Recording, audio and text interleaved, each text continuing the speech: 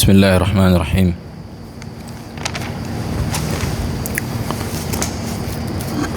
الحمد لله رب العالمين، الصلاة والسلام على رسول الله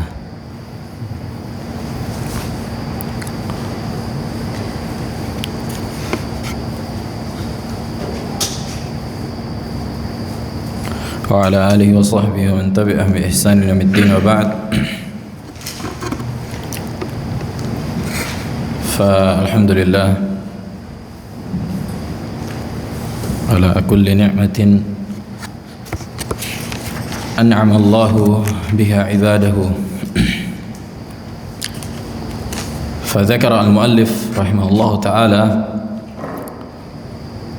tentang hakikat dari al-isti'anah, dan beliau menyebutkan anna haqiqata al-isti'anati amalan hiya, apa hakikat dari isti'anah?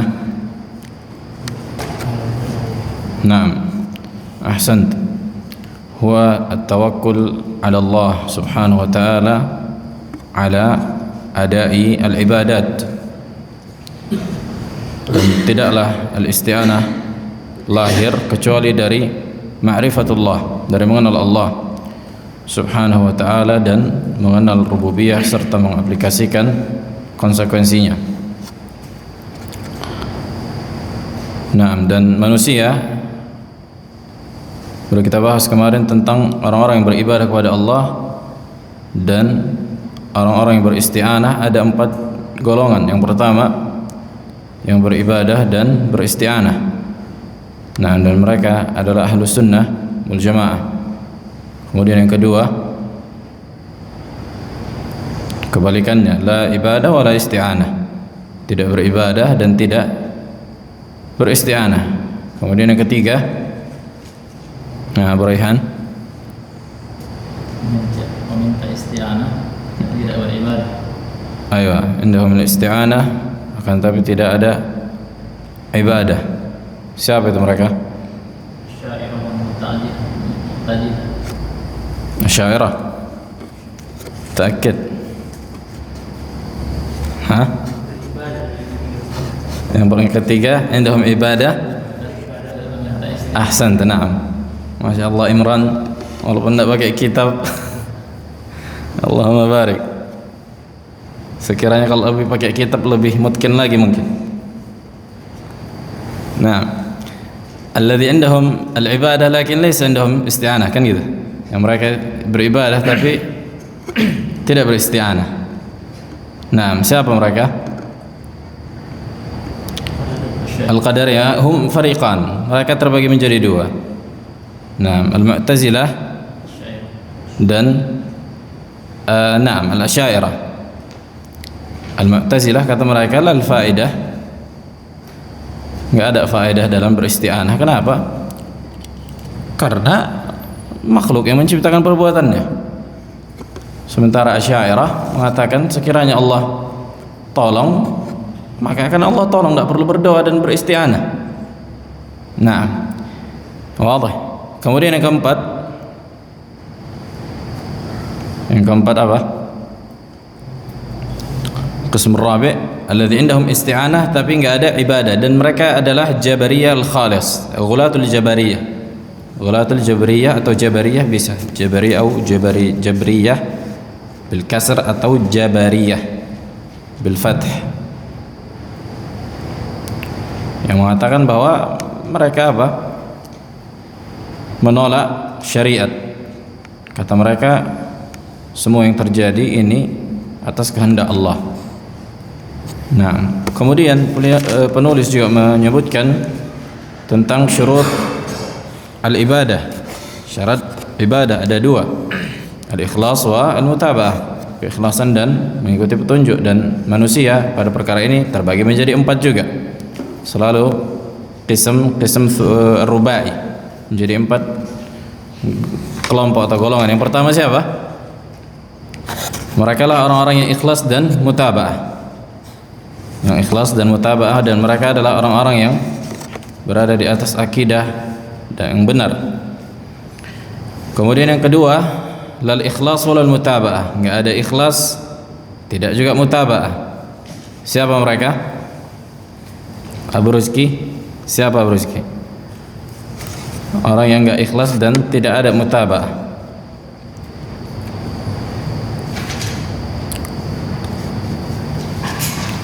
Hah? Aba Ikrimah. Orang sufi. La. Bukan orang sufi. Sufi قد يكون عندهم من الإخلاص لكن ليس عندهم متابعة. Ini udah enggak ikhlas, enggak mutaba'ah. Orang-orang munafik. Orang-orang munafik dan orang-orang yang kufar, munafiqul khalis al-i'tiqadi. Nah, kemudian yang ketiga, orang yang ikhlas akan tapi apa? Tidak ada mutaba'ah, enggak ada mengikuti contoh dari Nabi alaihi wasallam. Nah, maka ini diantaranya orang-orang sufi. Ini orang sufi, indahum ikhlas, tapi enggak sesuai dengan contoh. Nah, menunjukkan bentuk mengikuti petunjuk Nabi adalah membutuhkan ilmu.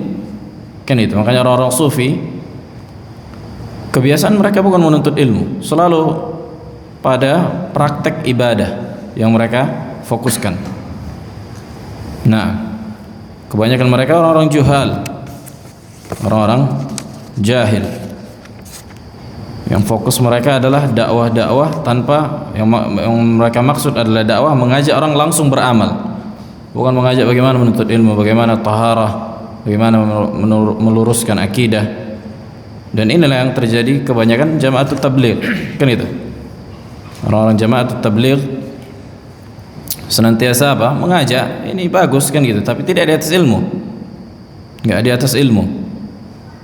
Nah, indahum jahal. Kemudian yang keempat apa? Kenapa? Mengerjakan ibadah sesuai dengan tuntunan Nabi, akan tapi apa? Tidak ada keikhlasan. Nah, inilah yang terjadi pada sebagian kaum muslimin, orang-orang yang sum'ah, yang riya ila akhirih.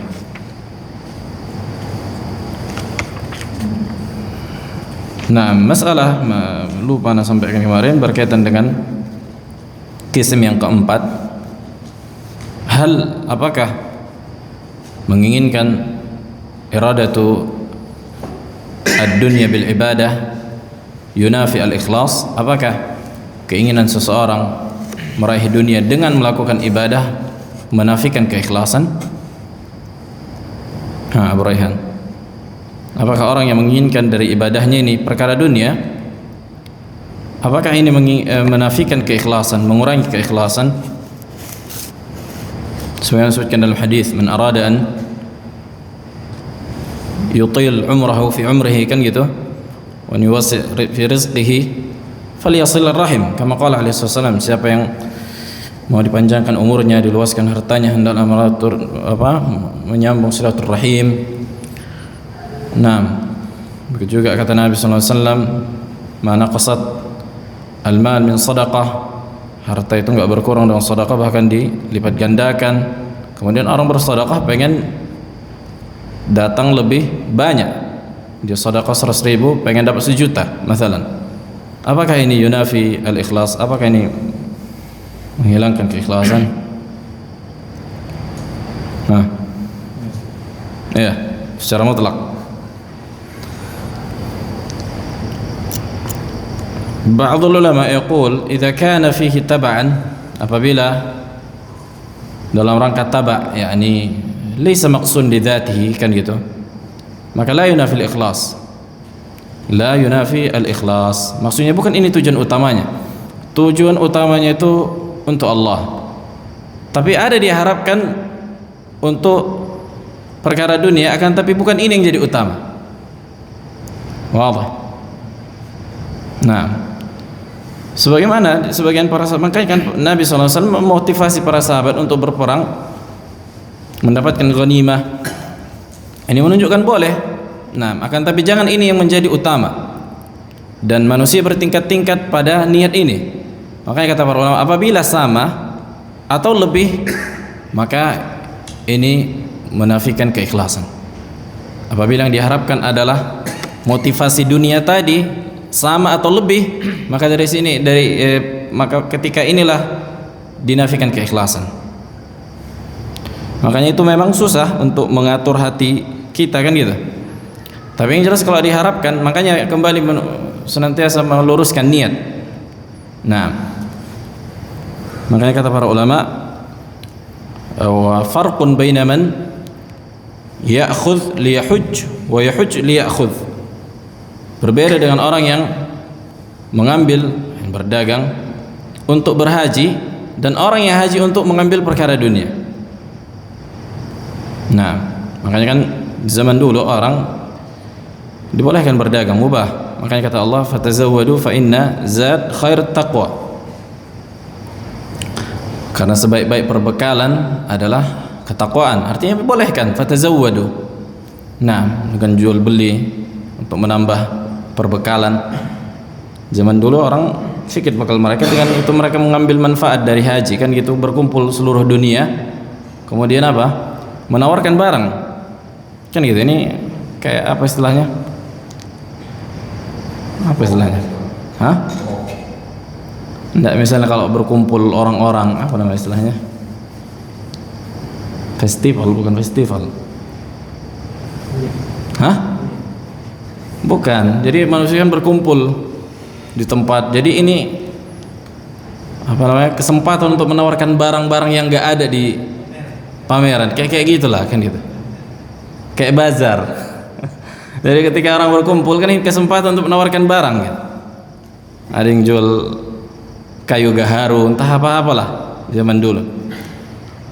Nggak kayak sekarang ada online, orang udah gampang gitu. Jadi zaman dulu musim haji itu kesempatan untuk menjual barang gitu.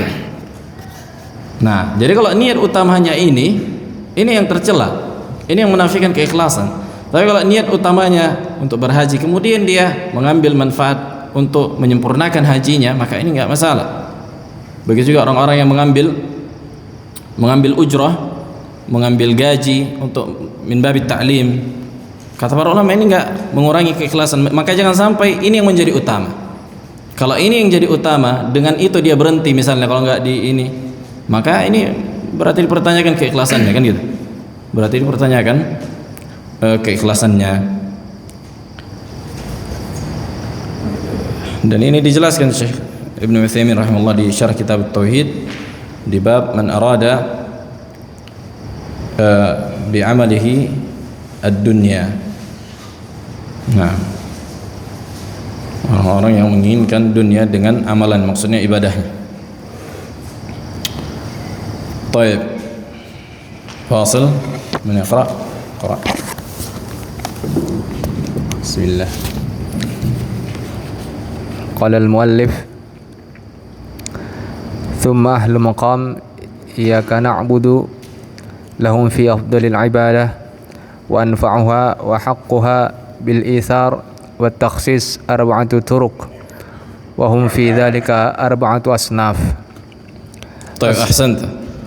قال المؤلف رحمه الله, kemudian orang-orang yang mengaplikasikan ayat Allah iyyaka na'bud, hanya kepadamu lah kami beribadah, maka kata beliau, bagi mereka seutama-utama dalam ibadah dan perkara yang paling lebih diutamakan dan dikedepankan, dikhususkan, itu ada 4 bentuk. Maksudnya ketika beribadah kepada Allah, ibadah apa yang lebih didahulukan? Kan gitu. Karena ibadah kan banyak. Seluruh perintah adalah ibadah. Nah, ibadah apa yang lebih diutamakan?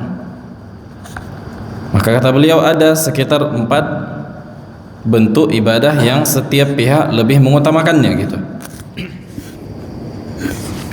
Nah, wasal. الصنف الأول عندهم أنفع العبادات وأفضلها أشقها على النفوس وأصعبها قالوا إنه أبعد الأشياء من هواها وهو حقيقة التعبد والأجر على قدر المشقة وروى حديثا ليس له أصل أفضل الأعمال أحمزها أي أصعبها وأشقها وهؤلاء هم أرباب المجاهدات والجور على النفوس قالوا وإنما تستقيم النفوس بذلك إذ طبعها الكسل والمهاونة والإخلاد إلى الراحة فلا تستقيم إلا بركوب الأهوال وتحمل المشاق. أحسنت. قال المؤلف رحمه الله, di antara bentuk ibadah yang dimana sebagian manusia lebih mengutamakannya, kata beliau, ibadah yang paling agung, yang paling bermanfaat, yang paling utama adalah ibadah yang paling susah dikerjakan bagi jiwa manusia. Adalah ibadah yang paling susah dikerjakan.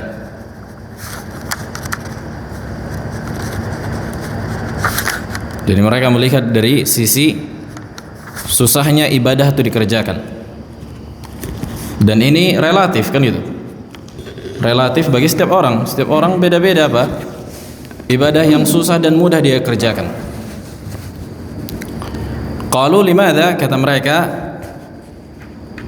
karena ibadah yang paling susah dikerjakan ini kontradiksi dengan hawa nafsu katanya. Dan itulah hakikat dari ibadah, meninggalkan hawa nafsu, menjauhkan diri kita dari hawa nafsu. Inilah hakikat dari ibadah kata mereka.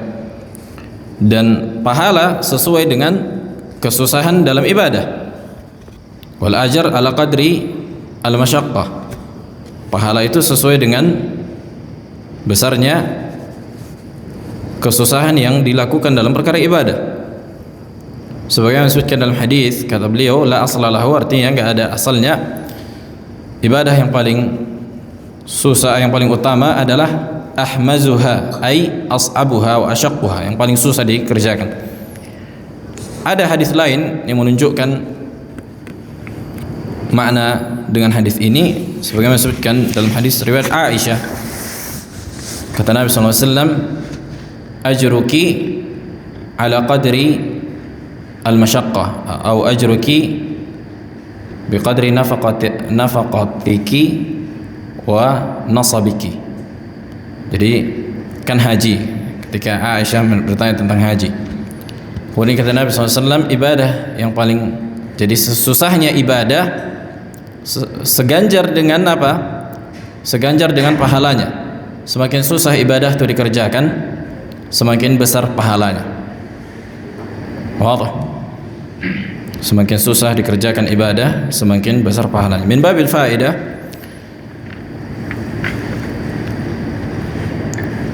bahthul masyaqqa fil ibadah bid'ah. Mencari kesusahan dalam ibadah adalah kebid'ahan. Bahkan beribadah dengan kesusahan adalah kebid'ahan. Kaif hada? Gimana contohnya? Katanya kan, oh, ibadah ini semakin susah semakin apa? Semakin besar pahalanya. Kemudian dia berwuduk dengan air es. Makin susah. Susah kan? Berwuduk dengan air es subuh. Katanya biar besar pahalanya. Hada bid'ah. Kenapa Allah Subhanahu wa taala ini bertolak belakang dengan maqasid syariah? Yuridullahu an yukhaffif ankum. Allah menginginkan manusia untuk meringankan ibadah. La yukallifullahu nafsan illa wus'aha. Ada ayat yang banyak sekali menunjukkan bahwa apa? Allah enggak menginginkan masyaqqah dalam ibadah. Akan tapi apabila mengerjakan ibadah tersebut terjadi otomatis tanpa direkayasa masyaqqahnya, kesusahannya, maka inilah apa? Pahalanya. Misalnya kayak sekarang yang banyak yang dilakukan manusia, haji ke apa? Ke Makkah naik sepeda. Hada bid'ah.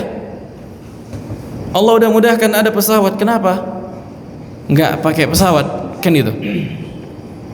Nah, bisa jadi masuk ke dalam perkara ini. Apalagi apabila dia mengharapkan apa? Mengharapkan dari dengan naik sepeda lebih besar pahalanya. La. Allah udah mudahkan sekarang ada apa? Ada pesawat. Kalau mampu silahkan, dan masyaqqah bahkan susah di zaman sekarang kan itu. Ada juga sih kawan anak naik sepeda ke Saudi umrah dia. Nah, tapi kalau dia niat dengan maksudnya dengan masyaqqahnya ini kan itu, dengan dia mencari kesusahan dalam ibadah, dia kira ini lebih besar pahala, maka ini adalah kebid'ahan. Dia cari kesusahan dalam ibadah. Jadi bukan dicari kesusahan dalam ibadah, karena bertolak belakang dengan maqasid syariah. Dengan maksud tujuan dari syariat bukan untuk mempersulit manusia. Kenapa ada orang mempersulit dirinya? Wadah. Nah, jadi ibadah yang tidak direkayasa kesusahannya kemudian dilakukan, kemudian kita mendapatkan kesusahan, maka itulah apa? Itulah yang menjadi pahala dan besarnya sesuai dengan kesusahan yang didapat, tanpa dicari-cari gitu. Jangan takalluf. Nah, wasil. الصنف الثاني قالوا أفضل العبادات وأنفعها. وهؤلاء قرأنا صح؟ Nah, وهؤلاء, dan mereka adalah orang-orang yang berjihad, berjuang melawan diri mereka. Karena kata mereka, jiwa manusia tidak akan pernah lurus, nggak akan pernah istiqamah sampai dia meninggalkan tabiat diri dari manusia, dari rasa malas, kan gitu. Nah, meninggalkan rasa malas dan enak-enakan menuju ke kesusahan gitu. Dan tidak bisa istiqamah jiwa manusia sampai mereka melewati rintangan dan memikul kesusahan dalam beribadah. Sebagaimana disebutkan bahwa mencari kesusahan dalam ibadah bukanlah sebuah perkara yang disyariatkan, bahkan itu adalah kebid'ahan. Mencari kesusahan dalam ibadah. Makanya Nabi SAW ketika melihat ada sahabat yang apa? Yang saum dalam keadaan safar, kan gitu. Nah, mahadha, yakni ketika ada orang pingsan ditutup dia, siyam fis safar. Kata Nabi, laisa minal bir as-siyam fis safar. Bukanlah sebuah kebaikan engkau saum dalam keadaan safar karena susahnya dirimu, menyusahkan. Sementara Allah udah mudahkan syariat ini. Kenapa dipersulit? Nah, wasil. الصنف الثاني قالوا أفضل العبادات وأنفعها التجرد والزهد في الدنيا والتقلل منها غاية الإمكان واطراح الاهتمام بها وعدم الاكتراث نعم وعدم الاكتراث لما هو منها.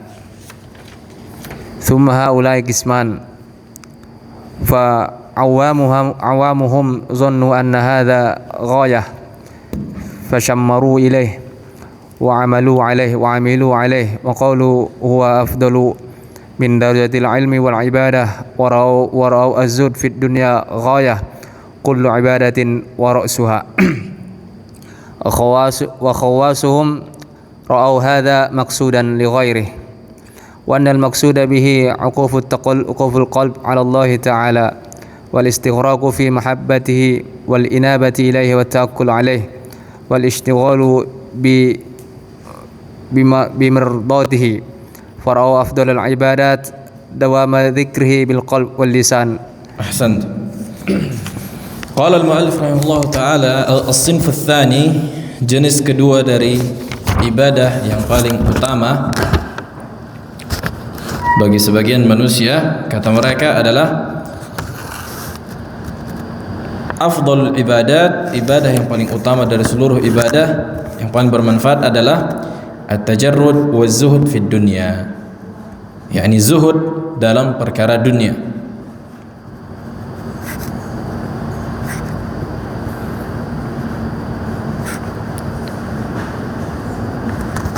dengan cara mengurangi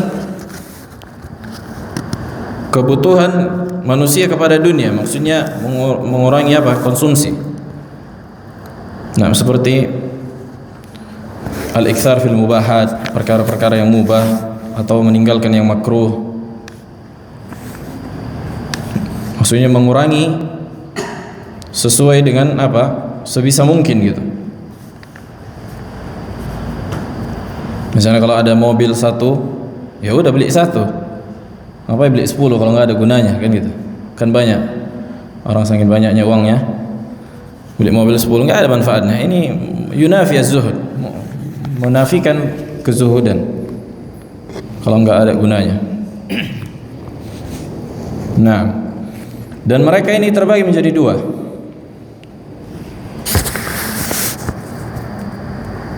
Dalam perkara zuhud ini terbagi menjadi dua. Yang pertama, orang awam.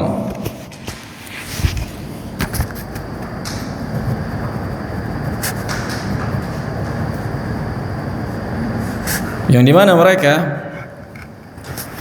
menyangka bahwa ini adalah puncak dari seluruh ibadah.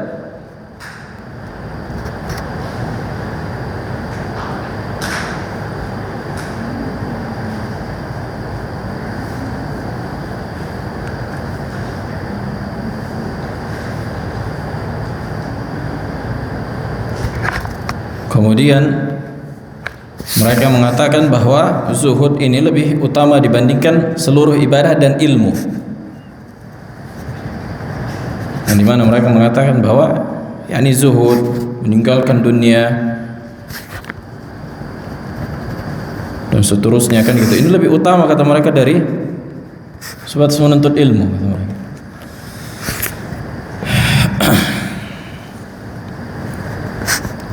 Dan mereka meyakini bahwa zuhud terhadap dunia puncak dari seluruh ibadah dan inti dari seluruh ibadah.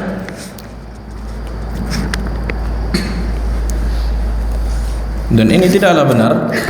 Kenapa? Karena ilmu atau zuhud tidak akan lahir kecuali dengan ilmu. Zuhud nggak akan lahir kecuali dengan ilmu. Makanya kalau ada orang zuhud tanpa ilmu, maka hakikatnya dia bukan zuhud. Nah, kemudian yang kedua, khawasuhum, orang-orang yang khusus, melihat bahwa apa?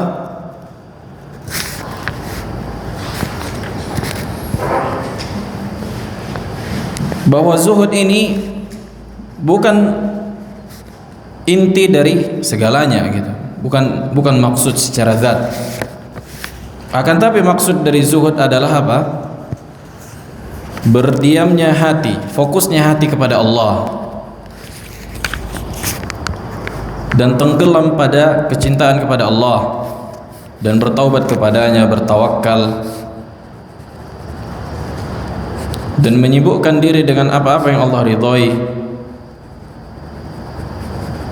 Dan mereka meyakini bahwa ibadah yang paling utama adalah berzikirnya hati, mengingat Allah Subhanahu wa taala dengan lisan dan hati dan amalan.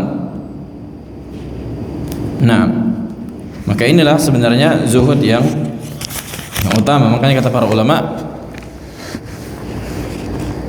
az-zuhud an tada' ad-dunya fi yadika.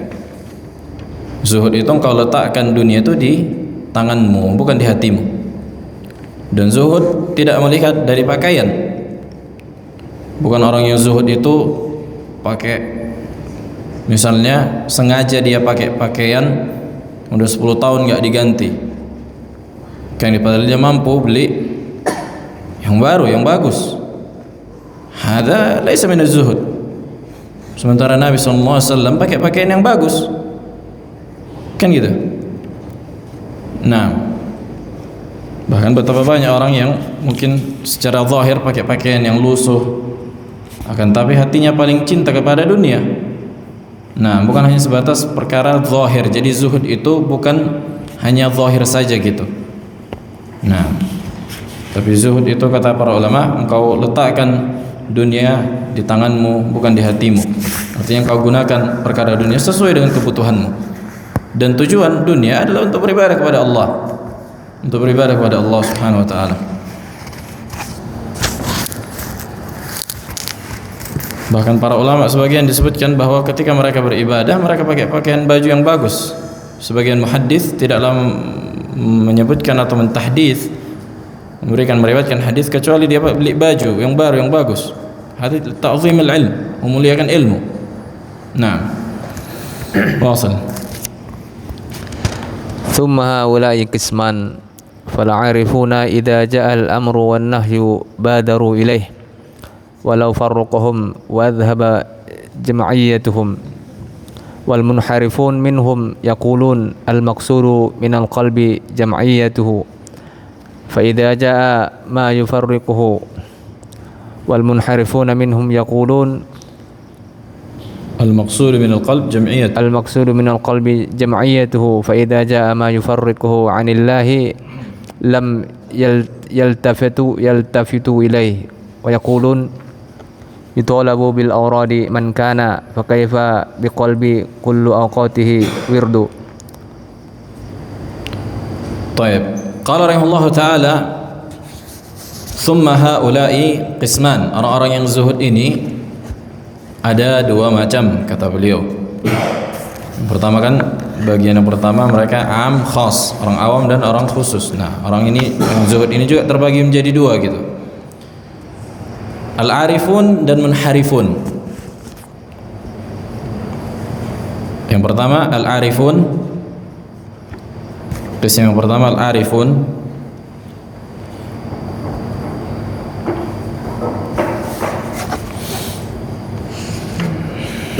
Yang kedua munharif. Al-arif artinya mengetahui, kan gitu, jamak dari arif, jamak mudzakkar salim, al-arifun.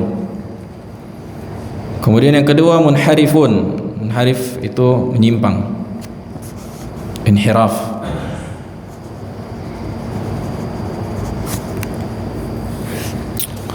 Taib, qabla hadha kalimat al-arif ini senantiasa digunakan istilah orang-orang sufi.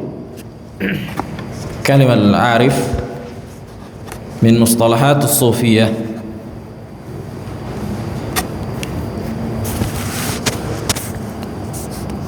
Maka dilihat dari maknanya, apa maksudnya, kan itu. Apa maksud dari al-arif? Makanya Al-Ghazali di kitab Al-Ihya Ulumuddin dan selainnya senantiasa menggunakan istilah al-arif. Al-arif. Yang pertama makna dari al-arif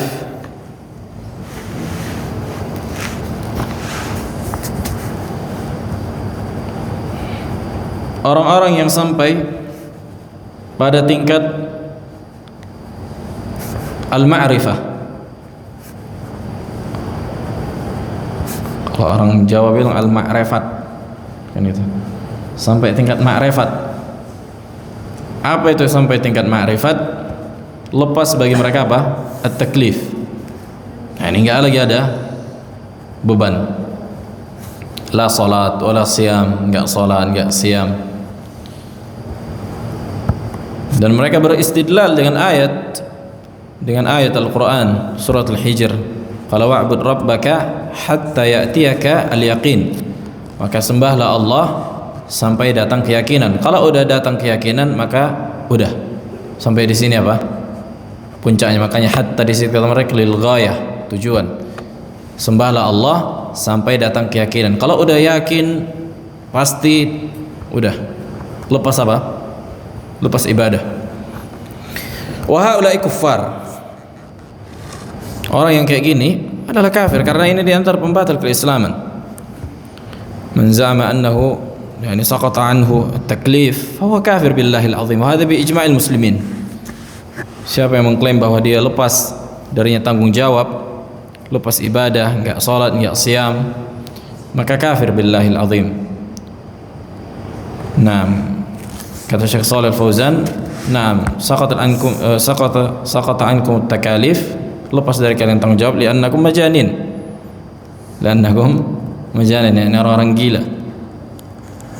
Dan cukup bantahannya bahwa Nabi SAW sampai wafat Nabi senantiasa beribadah. Nabi SAW senantiasa beribadah, memerintahkan Abu Bakar untuk sholat. Nah, karena nggak mampu Nabi SAW. Kemudian yang kedua, makna yang kedua dari makna al-arif, orang-orang yang bisa mengetahui perkara gaib yang dikatakan al-kusyuf, al-kasyaf.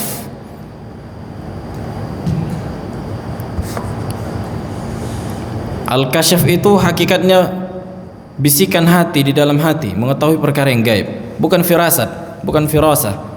Beda dengan kasyaf. Jadi bisa mengetahui perkara yang gaib dengan bisikan hati. Ini di antara apa? Masdar talaqi orang-orang sufi. Begitu juga al-kasyaf itu bisa melihat perkara yang gaib, melihat malaikat, melihat roh nabi. Dan ini yang diklaim orang-orang sufi Habib-habib kan gitu. Tiba-tiba nanti kayak orang gila, bingung, oh nampaknya nabi lagi di ujung masjid sedang hadir majlis. Maka ini dikatakan al-kasyaf wal mughayyabat, perkara-perkara yang gaib. Wa hadha hukmuhu kufur billahil azim. Hukumnya kafir. Kenapa? Karena man idda'a ilmal ghaib fahuwa kafir. Siapa mengklaim mengetahui ilmu gaib, kafir billahil azim. Nah. Kemudian yang ketiga, al-arif, makna al-arif, makna yang ketiga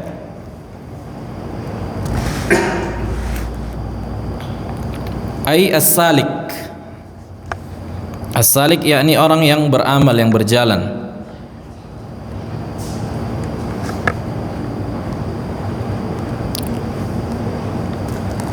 Orang-orang yang menisbahkan kepada orang-orang sufi maksudnya. Jadi ini bisa jadi orang awam gitu. Bisa jadi orang awam yang enggak sampai pada tingkat jatuh taklif kan gitu, enggak lepas dari tanggung jawab, begitu juga enggak ada mughayyabat, akan tapi lebih mengarah kepada sufi. Nah, dikatakan al-arif ini secara bahasa. Inilah di antara apa? Makna al-arif.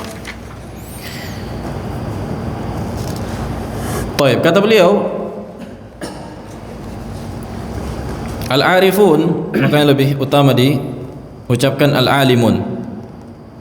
Kata para ulama lebih utama diucapkan al-alimun, sebagaimana yang Allah katakan innama yakhsyallaha min ibadihi al-ulama. Sungguhnya yang takut kepada Allah, orang yang faham hakikat tentang Allah adalah para ulama. Naam, lianna hadha al-lafz ay al-alim lafzun syar'iyyun. Kata Ibnu Qayyim, kata Al-Maqrizi rahimahullah, ini sebenarnya kalam Ibnu Qayyim, diambil Al-Maqrizi. Idza jaa al-amru wan nahi badaru ilaihi. Kalau datang perintah dan larangan, mereka segera mengerjakan perintah dan meninggalkan larangan. Walau farraqahum wa adhhaba jam'iyyatahum. Artinya walaupun mereka udah fokus misalnya dalam bekerja, jual beli, ketika datang azan mereka tinggalkan. Inilah hakikat dari zuhud kan gitu. Nah, adapun al-munharifun, adapun yang menyimpang. Jadi al-arifun itu bagaimanapun keadaan mereka dalam perkara dunia, mereka tinggalkan ketika datang perintah, dan mereka mengerjakan perintah, dan ketika datang larangan mereka tinggalkan. Adapun al-munharifun, orang-orang yang menyimpang, kata mereka maksud dari zuhud adalah apa? Mengumpulkan hati, fokus hati nih. Makanya ketika datang kepada mereka sesuatu yang memisahkan mereka dari Allah, mereka enggak memperdulikannya. Sebagaimana dikatakan syair, ya talibal awrad, ya talib bil awrad, wahai orang-orang yang mengerjakan wirid. Maksudnya wirid di sini bukan wirid Yasin, tapi orang-orang mengerjakan ibadah yang secara zikir-zikir tertentu. Man kana ghafilan fa kaifa biqalbi kulli awqatihi wirdun. Jadi mereka menganggap bahwa yang utama adalah fokusnya hati. Makanya diamnya saja dia, kata mereka, apa itu zikir. Diamnya saja itu zikir ketika hatinya apa? Berzikir. Hadza laysa bisahih. Nah, laisa bisahih ala al-itlaq. Thumma haula'i aidan, kata beliau, kemudian orang-orang munharif ini, orang-orang munharif ini terbagi menjadi dua. Orang munharif ini yang menyimpang ini nih, munharif kan artinya menyimpang, inhiraf. Terbagi menjadi dua, kata beliau. Minhum man yatrukul wajibat wal faraid li jam'iyatihi. Bahkan salah satu di antara keduanya, maksudnya orang yang pertama ini, orang munharif yang menyimpang, mereka meninggalkan perkara yang wajib dalam rangka apa? Untuk mefokuskan hati. Oke, mana ceritanya? Jadi kalau datang azan udah nggak usah azan, yang penting hati apa? Fokus kepada Allah Subhanahu wa taala. Kemudian yang kedua, di antara mereka ada yang mengerjakan yang wajib, akan tapi meninggalkan perkara yang sunnah.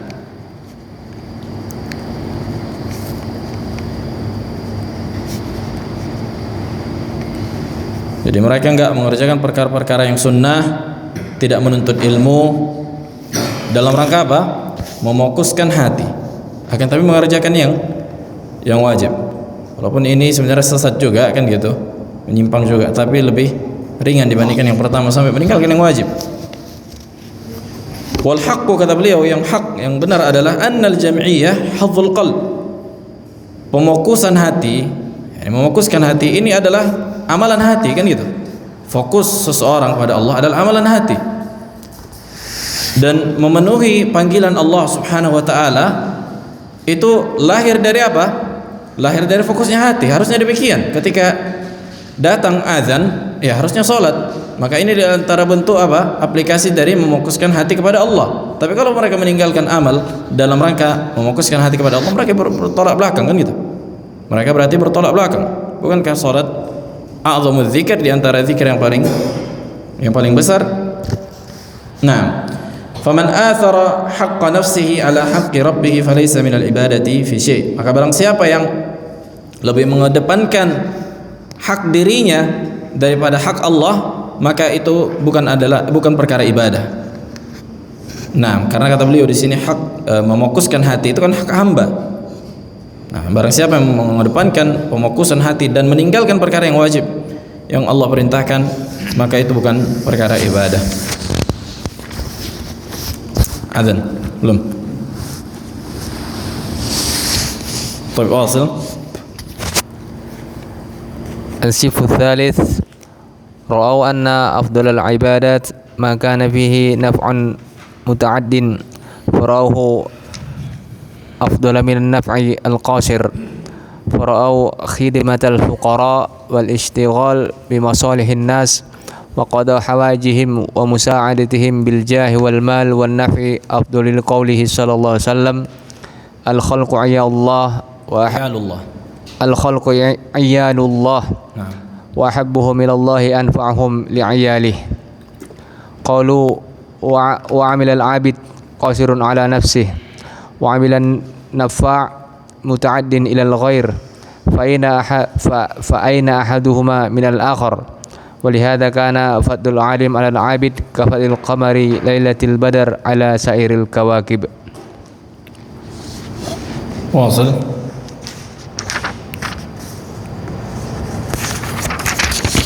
وقد قال صلى الله عليه وسلم لعلي لن يهدي الله بك رجلا واحدا خير لك من حمر النعم.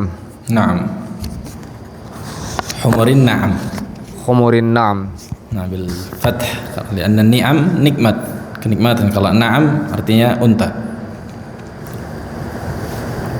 Baik, qala rahimahullahu taala as-sinfu ats-tsalits, jenis ibadah yang kedua, yang ketiga. Yang pertama tadi apa? Hah? Apa yang pertama tadi? Imran.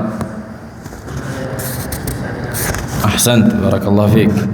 Ibadah yang paling susah dilakukan, asyaqquha. Nah, yang kedua zuhud di dunia. Nah, kemudian yang ketiga bahwa ibadah yang paling utama adalah ibadah muta'addin. yang berkaitan dengan orang lain gitu. Itu dia muta'addin, membutuhkan objek, ada pihak lain. Maka mereka memandang bahwa ibadah muta'addin, ibadah yang membutuhkan objek yang berkaitan dengan orang lain, ini lebih utama dibandingkan ibadah yang untuk diri kita sendiri gitu. Untuk diri kita sendiri, yang dimana mereka menganggap atau meyakini bahwa menolong orang-orang fakir dan menyibukkan diri dengan maslahat manusia, maslahat umat, dan membantu kebutuhan mereka, menolong mereka dengan harta, dengan ilmu dan perkara-perkara yang bermanfaat, maka ini lebih utama. Sebagaimana disebutkan dalam riwayat, al-khalqu iyalullah, makhluk itu, manusia itu adalah iyalullah. Iyal artinya mereka butuh kepada Allah gitu. Tapi tanggung jawab Allah. Allah yang memenuhi kebutuhan mereka. Maka yang paling Allah cintai adalah yang paling bermanfaat bagi hambanya. Naam. Taban hadzal hadis ikhtalafa ulama fi sihhatih. بعض العلماء ضعف هذا الحديث لكن معناه صحيح يعني.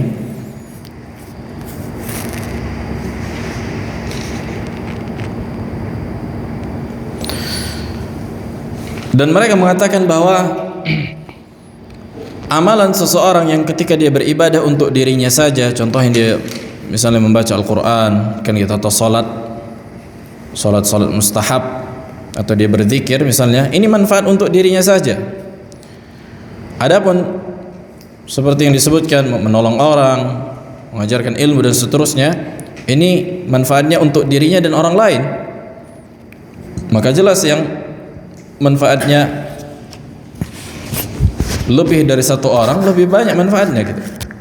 Yang manfaatnya tersebar banyak, ini lebih utama dibandingkan yang manfaatnya yang berputar hanya pada diri kita sendiri. Oleh karena itu disebutkan dalam banyak riwayat bahwa apa? Fadlul alim, keutamaan orang yang berilmu, yang mengajarkan ilmu, dibandingkan orang yang hanya beribadah, itu bagaikan keutamaan bulan ketika waktu apa? Ketika waktu purnama, dibandingkan sairil kawakib, dibandingkan bintang-bintang. Karena kata para ulama, karena bulan ketika waktu purnama itu terlihat jelas, sementara bintang itu akan redup.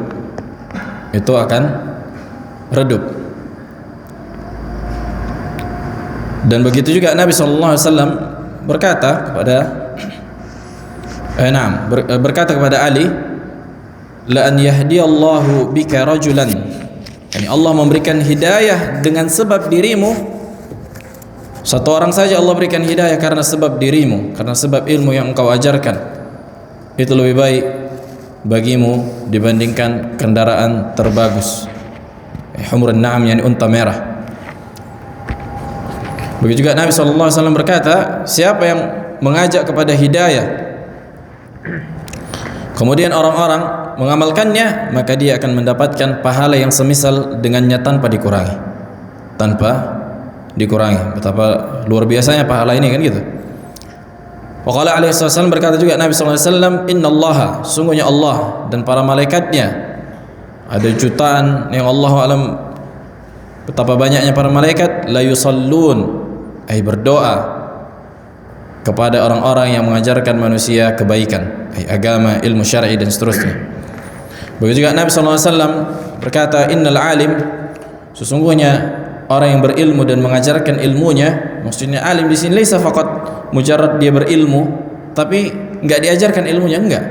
Karena maksud dari al-alim di situ orang yang mengajarkan ilmu. Karena kalau dia hanya belajar untuk dirinya saja, berarti ini kembali ke qism tsani, kan gitu. Orang-orang yang beribadah hanya untuk dirinya. Naf'uhu qasir ala nafsi. Manfaatnya itu hanya untuk dirinya, tapi harus diajarkan supaya apa? Manfaatnya apa? Muta'addin. Supaya mendapatkan orang lain mendapatkan manfaatnya. Sebagaimana disebutkan dalam hadis, la yastaghfir lahu man fis samawati wa man fil ardi hatta al-hitan fil bahr wan namlah fi hujriha. Allahu akbar. Kata beliau di sini, segala sesuatu memintakan ampunan kepada orang yang mengajarkan ilmu syar'i, sampai apa? Sampai ikan di lautan dan semut yang ada di sarangnya. Nah, azan. Baik.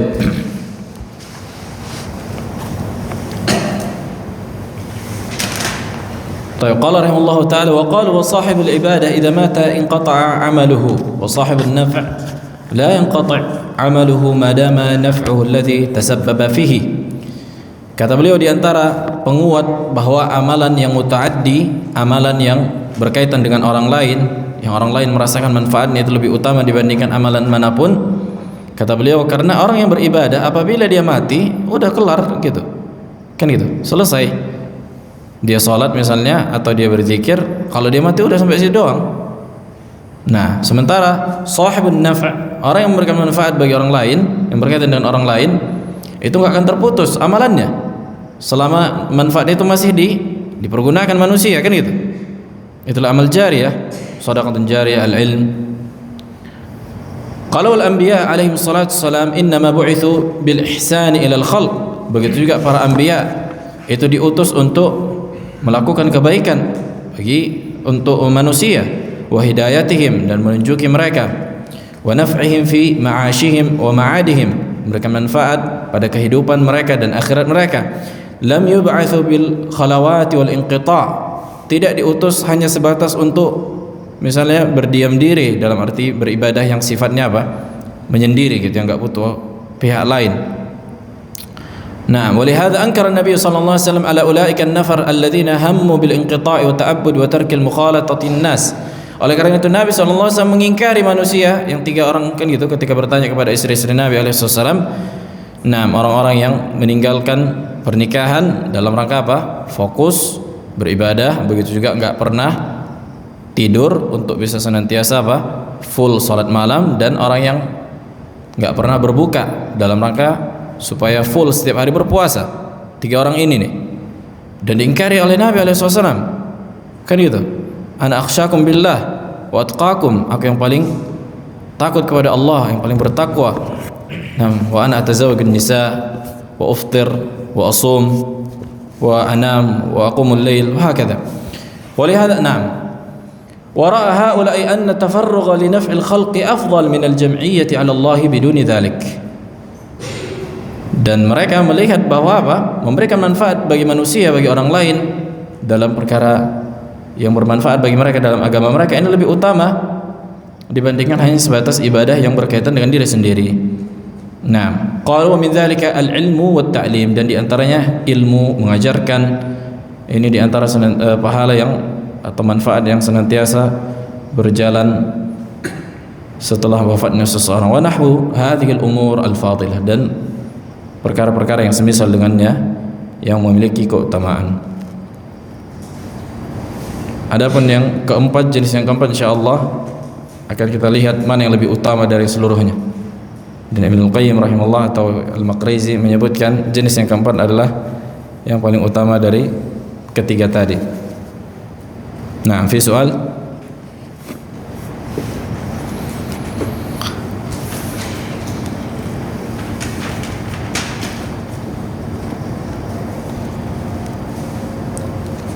Mana jelas semuanya? Mana Yusril? Jelas?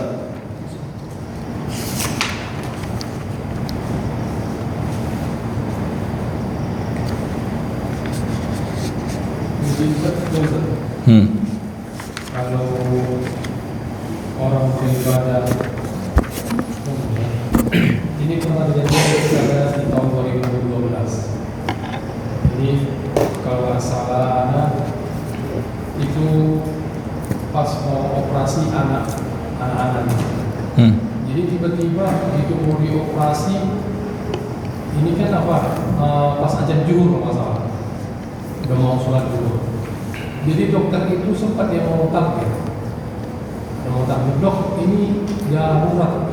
Jadi dia sholatnya dibatalkan ya. Itu gimana? Jadi setelah dia sholat saya tanya, karena lebih utama yang di dalam ini bisa diganti. Itu gimana?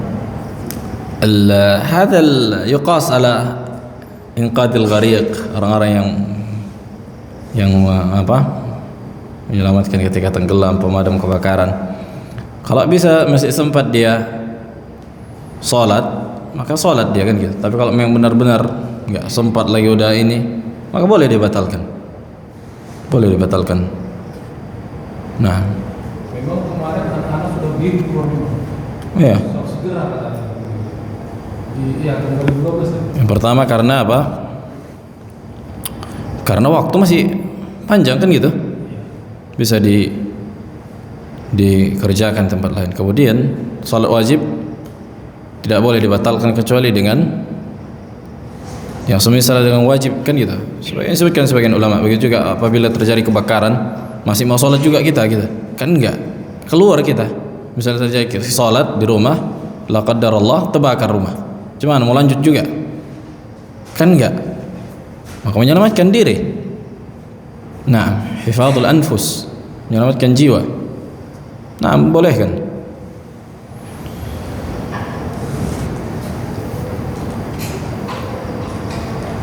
Enggak, bukanlah apa namanya? Jangan sampai orang mengatakan, oh enggak apa-apa biar mati syahid, kan gitu. Ini mati konyol namanya. Sementara dia bisa apa? Bisa menyelamatkan diri. Nah, ada lagi. Masalah perkara juhud tadi. Nah, Kita ketahui tadi masalah juhud tadi kan melawan daripada hawa nafsu kan gitu.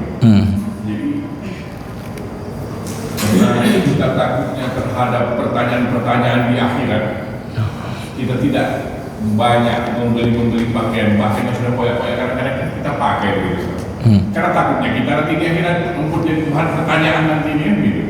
Kalau banyak kan gitu. kalau banyak dipakai semua nggak apa-apa. Ya masalah banyak tapi nggak ada yang cuma satu yang dipakai kan itu. Berarti fi syai' min tabdzir kan itu.